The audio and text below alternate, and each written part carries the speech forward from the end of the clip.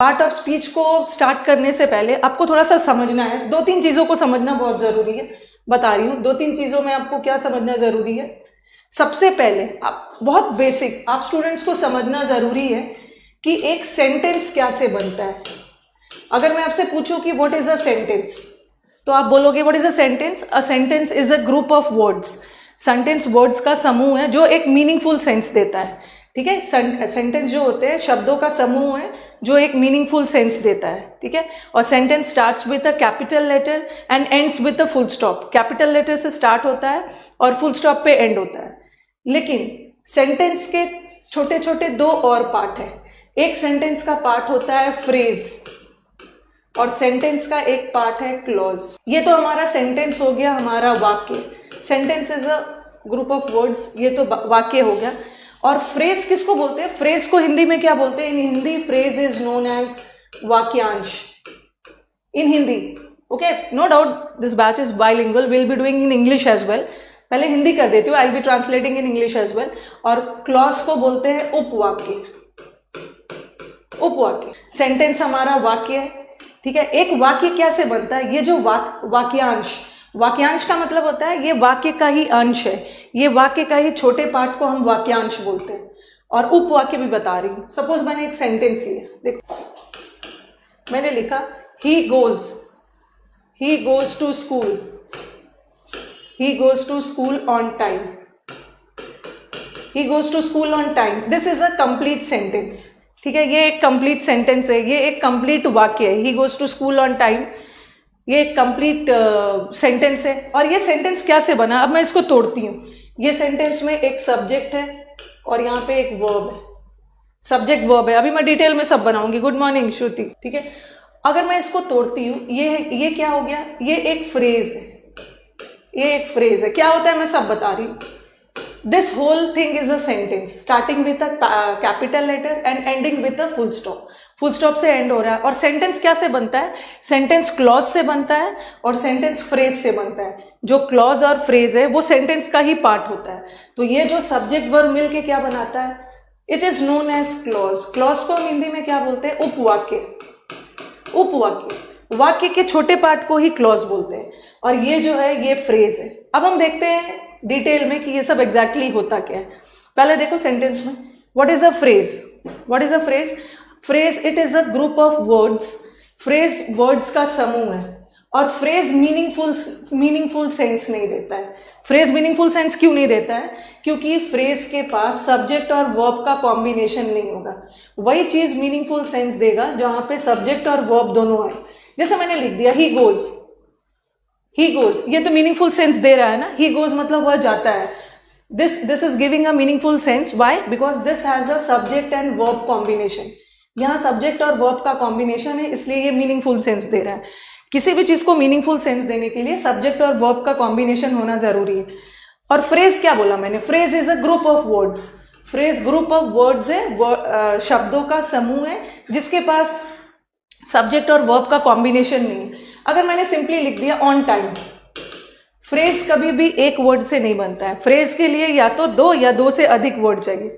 मैंने लिखा on time, on time लिख दिया, टाइम पर, तो आपके दिमाग में आएगा ना क्या? टाइम पर लग रहा है ना कुछ अधूरा। ही कम्स ऑन टाइम या he will come on time, कुछ चाहिए। तो ये एक फ्रेज है। ठीक है, 2 या 2 वर्ड से भी बन सकता है। तो ये एक फ्रेज है। और ये मीनिंगफुल सेंस क्यों नहीं दे रहा है? क्योंकि इसके पास ना सब्जेक्ट है ना वर्ब है। तो सब फ्रेज जो है मीनिंगफुल सेंस नहीं देता है। If I write at 6s and 7s, ये लिख के छोड़ दिया, एट 6s and 7s, तो ये क्या है? ये भी वर्ड का समूह है। देखो 1 2 3 4 वर्ड से बना है। और फ्रेज क्या होता है? Phrase is a group of words. और यहाँ पे ना तो कोई सब्जेक्ट है ना तो कोई वर्ब है। और सब्जेक्ट वर्ब नहीं है, इसका मतलब है कि ये मीनिंगफुल सेंस देगा ही नहीं। ठीक है, एट 6s and 7s ये फ्रेज है। इसका मतलब होता है in a state of disorder. When I went to his house, जब मैं उसके घर गया तो it was at 6s and 7s। वो 6s and 7s में था, मतलब अस्त व्यस्त था। तो ठीक है, एक बार मुझे रिस्पॉन्ड करेंगे। ये फ्रेज समझ में आ रहा है? फिर मैं आगे बढ़ूंगी। एक बार रिस्पॉन्ड करिए चैट बॉक्स में, जिसको भी दिक्कत हो, जिसको भी। हाँ, बस अभी इतना याद रखना है। कोई पूछे कि what is a phrase? Phrase is a group of words. Question, yes. Phrase group of words है, फ्रेज ग्रुप ऑफ वर्ड्स है, और फ्रेज मीनिंगफुल सेंस देता है? नहीं, फ्रेज बिल्कुल भी मीनिंगफुल सेंस नहीं देता है। क्यों नहीं देता है? क्योंकि फ्रेज के पास सब्जेक्ट वर्ब होते ही नहीं। जहां सब्जेक्ट और वर्ब रहेगा वहीं तो मीनिंगफुल सेंस आएगा। ठीक है, सेंटेंस देखो, यस। इसका डेफिनेशन याद नहीं रखना है, एग्जाम में ये थोड़ी आने वाला है what is a phrase, right the definition of phrase, giving examples, वो सब आने वाला नहीं है। क्योंकि ये क्यों जरूरी है अभी मैं आपको बताऊंगी। ये सब वर्ड मैं यूज करूंगी फ्रीक्वेंटली कि देखो ये एक फ्रेज है, तो आपको पता होना चाहिए ना कि ये फ्रेज क्या होता है। फ्रेज वर्ड्स का समूह होता है, वर्ड्स के समूह को फ्रेज बोलते हैं। और phrase no meaningful sense, phrase meaningful sense नहीं देता है। क्यों नहीं देता है? क्योंकि फ्रेज के पास सब्जेक्ट वर्ब का कॉम्बिनेशन नहीं होता है, इसलिए ये मीनिंगफुल सेंस नहीं देता है। अब यहाँ पे देखो, ये पूरा एक क्या है, दिस ये पूरा एक सेंटेंस है, और सेंटेंस के छोटे पार्ट को ही क्या बोलते हैं? सेंटेंस किससे बनता है? सेंटेंस क्लॉज से बनता है और फ्रेज से। जैसे खाना बनाने के लिए आप सामग्री का यूज करते हो ना, उसी तरह एक वाक्य को बनाने के लिए हम किसका सहारा लेते हैं? क्लॉज और फ्रेज का। ये पूरा एक वाक्य है, ये एक वाक्य है starting with a capital letter ending with a full stop, ये वाक्य है। अब देखो ये वाक्य किससे बनता है? क्लॉज और फ्रेज से। ये क्या है? वी, अभी बताऊंगी, क्लॉज भी बताऊंगी। क्लॉज के पास सब्जेक्ट वर्ब होता है, क्लॉज के पास सब्जेक्ट वर्ब का कॉम्बिनेशन होता है। ये वी क्या है? वी हमारे सेंटेंस का सब्जेक्ट है। सब्जेक्ट किसे बोलते हैं? कर्ता। वाक्य में जिसके बारे में बात कही गई है वो हमारा कर्ता है। और ये आर क्या है? ये वर्ब है। और ये सब्जेक्ट वर्ब किससे बना? ये किससे बना है? ये सब्जेक्ट वर्ब है ना। ये तो पूरा एक वाक्य है, ठीक है, ये क्लॉज है। और हर डिपार्चर का मतलब क्या है? उसका जाना। ये पूरा क्या है? ये पूरा ये एक फ्रेज है, this is a phrase, okay. और मैंने लिख दिया हर डिपार्चर, हर अराइवल, उसका जाना, उसका आगमन। तो ये तो मीनिंगफुल सेंस नहीं दे रहा है ना, simply it's a group of words. Phrase दो वर्ड का भी हो सकता है, दो से ज्यादा वर्ड का भी हो सकता है, तो ये फ्रेज है। और क्लॉज और फ्रेज ने मिलके पूरा एक वाक्य बनाया। अगर मैं यहां लिख के इतना लिखती, वी आर सॉरी, तो ये मीनिंगफुल सेंस देता, ठीक है। सब्जेक्ट है और वर्ब है, ये मीनिंगफुल सेंस दे रहा है क्योंकि इसके पास सब्जेक्ट वर्ब का कॉम्बिनेशन है। तो क्लॉज भी मीनिंगफुल सेंस देता है, बट ये तो फ्रेज है, ये मीनिंगफुल सेंस नहीं देता है। डिटेल में हम पढ़ेंगे, फ्रेज के बहुत सारे टाइप्स होते हैं।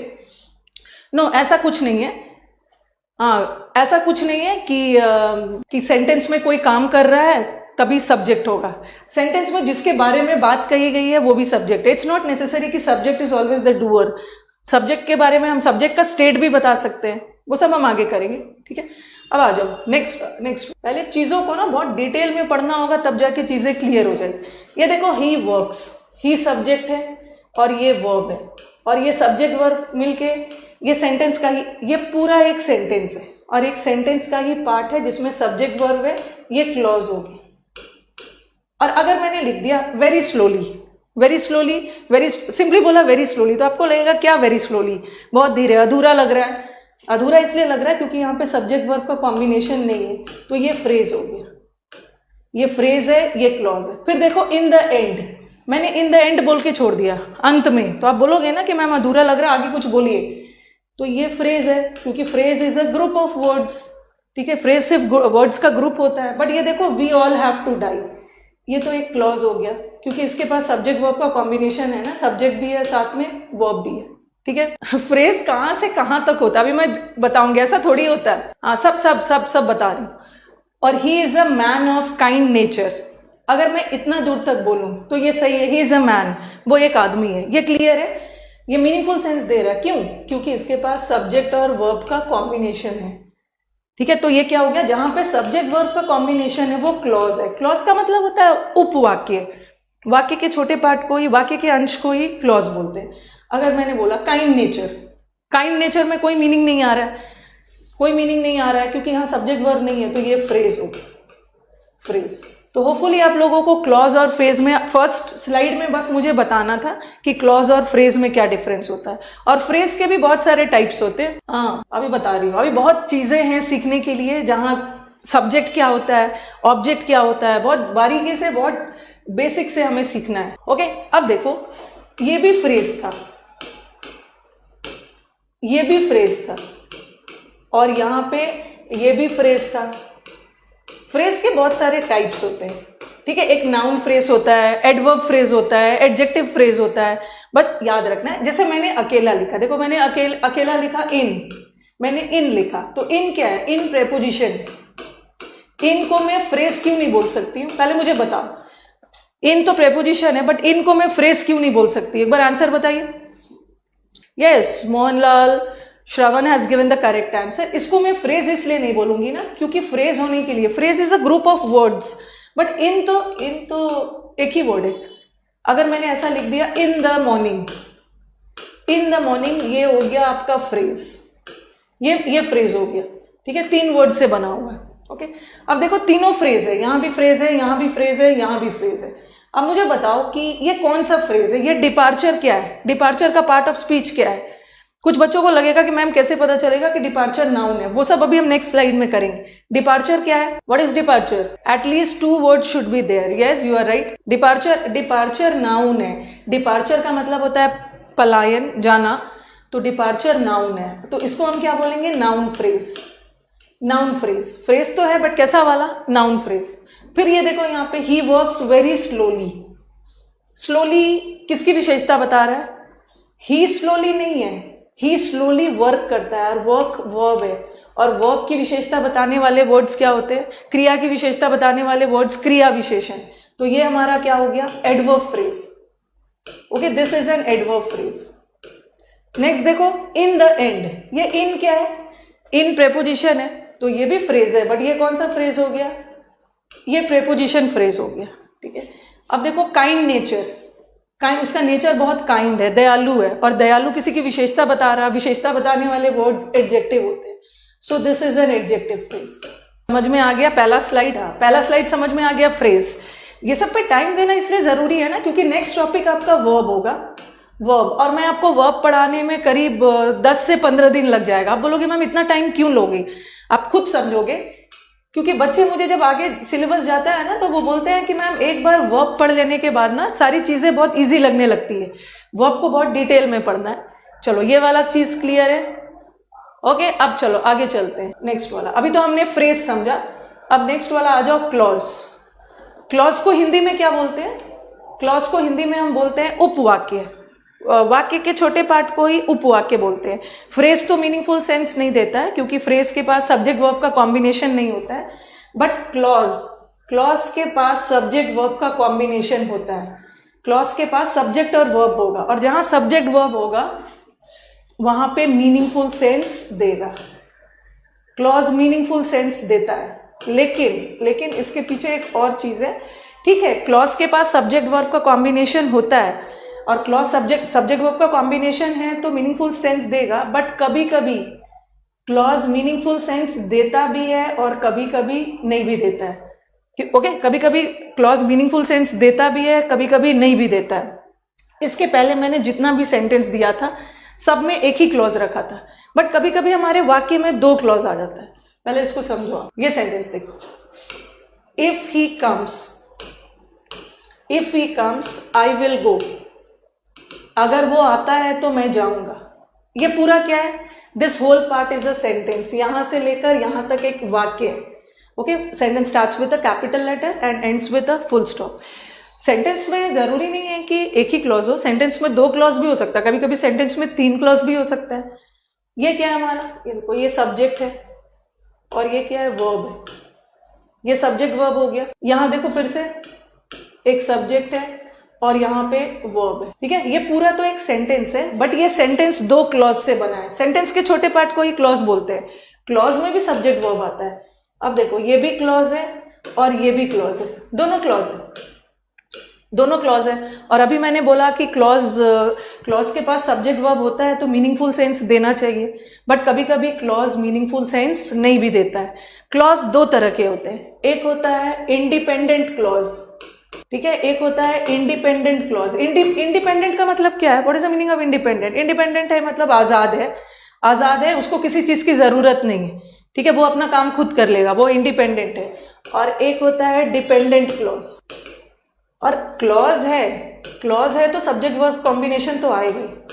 इंडिपेंडेंट क्लॉज में भी सब्जेक्ट वर्ब है और डिपेंडेंट क्लॉज में भी सब्जेक्ट वर्ब है, लेकिन ये जो इंडिपेंडेंट क्लॉज होता है ये मीनिंगफुल सेंस देगा। ये मीनिंगफुल सेंस देगा, क्योंकि इसका अपने आप में सेंस है, इसको किसी के सहारे की जरूरत नहीं है। बट डिपेंडेंट क्लॉज जो होता है वो किसी और क्लॉज पे डिपेंडेंट होता है, बिना डिपेंड किए उसका काम नहीं चलेगा। इसका मतलब है कि ये मीनिंगफुल सेंस नहीं देगा, no meaningful sense. Okay, no meaningful sense. अब ये सेंटेंस देखो, अगर मैंने ये भी तो क्लॉज है, ये भी तो क्लॉज है। अगर मैंने इतना बोल के छोड़ दिया इफ ही कम्स, तो ये भी तो क्लॉज है, सब्जेक्ट वर्ब है, बट क्या ये मीनिंगफुल सेंस दे रहा है? इफ ही कम्स, अगर वो आता है, और मैंने ये बोल के छोड़ दिया अगर वो आता है, तो ये मीनिंगफुल सेंस नहीं दे रहा है ना। आपको लगेगा क्या आगे कुछ वाक्य आना चाहिए ना, अगर वो आता है तो मैं जाऊंगा, अगर वो आता है तो मैं मैं उसकी हेल्प करूंगा। तो ठीक है, ये क्लॉज है, लेकिन ये कैसा वाला क्लॉज है? ये डिपेंडेंट है। ठीक है, ये डिपेंडेंट है, इसको आगे किसी क्लॉज की जरूरत पड़ेगी, तो ये डिपेंडेंट क्लॉज है, और डिपेंडेंट क्लॉज मीनिंगफुल सेंस नहीं देगा। अगर मैंने सिंपली ये वाले क्लॉज को लिखा होता आई विल गो, तो ये तो सही है, मैं जाऊंगा, इसको किसी चीज के सहारे की जरूरत नहीं है, ये अपने आप में आजाद है, ये इंडिपेंडेंट है। तो इंडिपेंडेंट क्लॉज मीनिंगफुल सेंस देता है, डिपेंडेंट क्लॉज मीनिंगफुल सेंस नहीं देता है। तो ऐसी बात नहीं है, ऐसी बात नहीं है कि ठीक है क्लॉज के पास सब्जेक्ट वर्ब का कॉम्बिनेशन है, क्लॉज के पास सब्जेक्ट वर्ब है, बट इसका मतलब नहीं है कि सब्जेक्ट वर्ब है तो वो मीनिंगफुल सेंस देगा ही। ठीक है, कभी कभी नहीं भी देता है। कौन वाला नहीं देता है?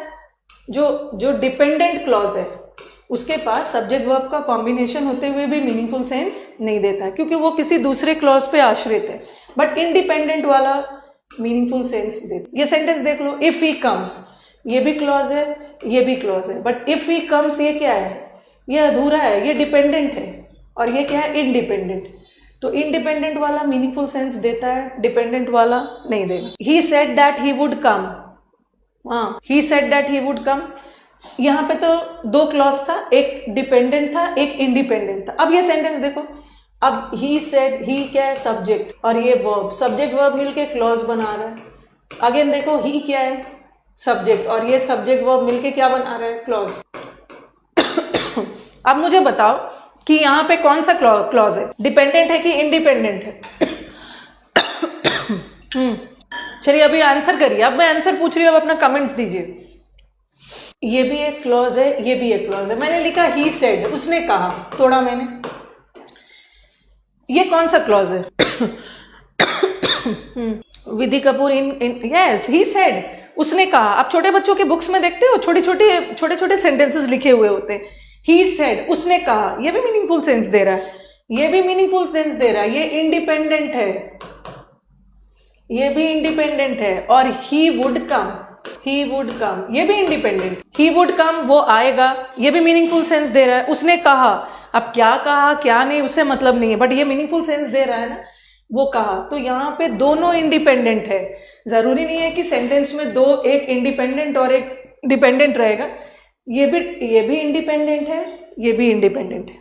यहाँ पे दोनों क्लॉज इंडिपेंडेंट है, बट ऊपर वाले में एक डिपेंडेंट था और एक इंडिपेंडेंट है। Yes, both are independent, both are independent. Okay, clause हो गया। अब आगे बढ़े, बोथ आर इंडिपेंडेंट, हाँ, किसी को सहारे की जरूरत नहीं। ही सेड, उसने कहा, वो आएगा, बोथ आर इंडिपेंडेंट। चलो लेट अस मूव अहेड। और सेंटेंस, हाँ या देखो, और सेंटेंस तो अभी बता ही दिया, शुरू से मैं सेंटेंस ही बोल रही हूँ। सेंटेंस मीनिंगफुल सेंस देता है, सेंटेंस मीनिंगफुल सेंस देता है क्योंकि सेंटेंस के बाद सब्जेक्ट वर्ब का कॉम्बिनेशन है, तो सेंटेंस तो मीनिंगफुल सेंस देगा।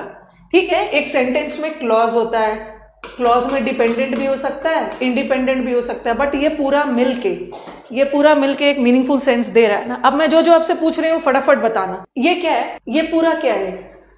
आई विल मीट यू। ये देखते हैं सेंटेंस क्या से बना। आई क्या है?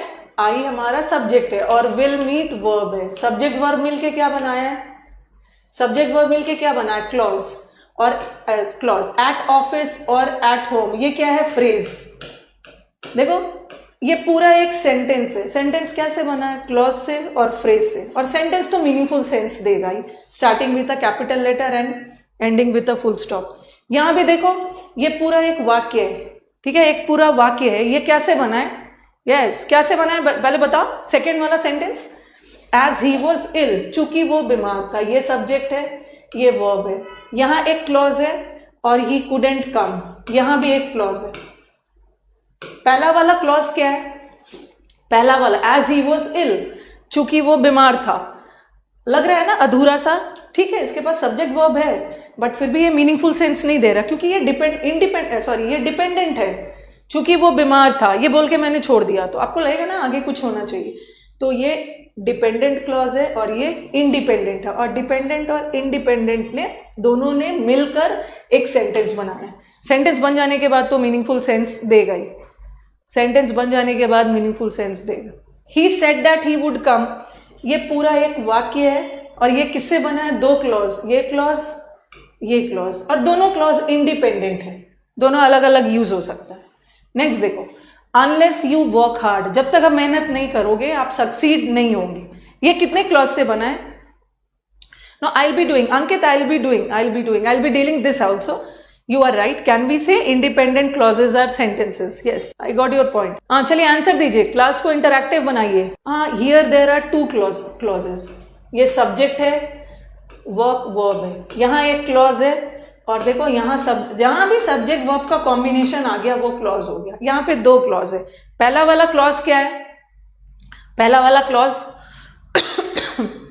क्लॉज अनलेस, जब तक आप मेहनत नहीं करोगे, ये तो अधूरा लग रहा है ना, तो ये क्या है? डिपेंडेंट है, और दूसरा वाला इंडिपेंडेंट है। एक डिपेंडेंट और एक इंडिपेंडेंट ने मिलके पूरा एक वाक्य को बनाया। Very good. और नेक्स्ट वाला देखो, Ram and his friend were busy, ये तो इसमें कितना क्लॉज है? जरा बताना। बस एक ही है, इसमें एक ही है, ये पूरा तो एक सेंटेंस हो गया, सब्जेक्ट आ गया, वर्ब आ गया, ये तो पूरा एक वाक्य हो गया। ओके, चलो अब हम आगे बढ़े। होपफुली आप स्टूडेंट्स को, मुझे बस सबसे पहले स्लाइड में क्लियर करना था, ताकि आगे जाके दिक्कत ना हो। जब मैं आपको टेंस पढ़ाऊंगी तो बोलूंगी कि अगर हमारा प्रिंसिपल क्लॉज पास्ट में है, सबऑर्डिनेट भी पास्ट में होना चाहिए, तो उस समय आपको पता होना चाहिए ना कि आखिर क्लॉज होता क्या है, आखिर फ्रेज होता क्या है, और आखिर सेंटेंस होता क्या है। तो होपफुली ये क्लियर हो गया। अब हम सीधा अपने पार्ट ऑफ स्पीच पे चलते हैं।